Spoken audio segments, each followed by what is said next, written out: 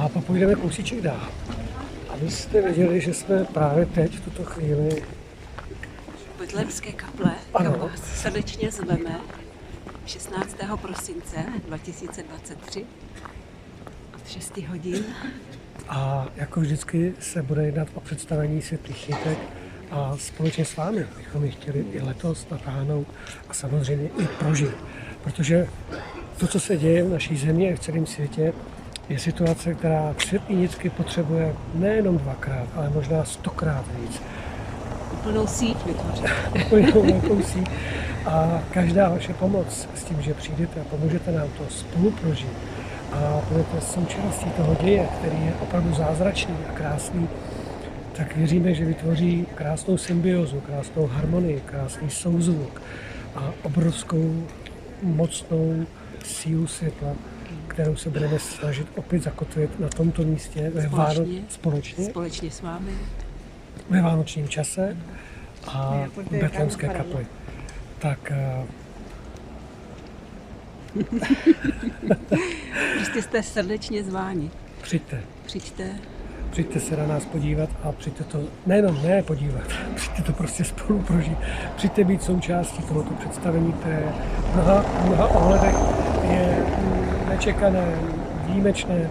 A stále se proměňující. Ano, protože letos zde budou další 2 nové herecké role, které spatříte až tam, přibudou nějaké písně, takže celé to představení bude zase o něco jiné. Takže je to vlastně živoucí děj neustále, i pro nás je to vždycky překvapení, takže i my se těšíme, co tam bude za novinky. Čím nás samozřejmě zase prostor překvapí, co situace a plno tajů dějů kolem nás, které v tom jsou také součástí, tak je to vlastně krásný živoucí děj, který se bude dít.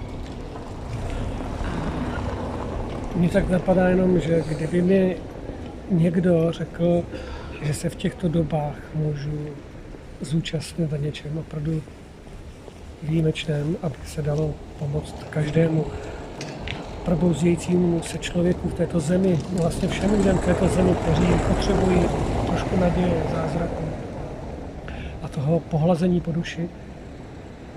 A stálo by mě to jenom to, že sem přijedu a budu součástí, nápomocnou součástí svojí duší, svým vnitřním nastavením, tak bych jel.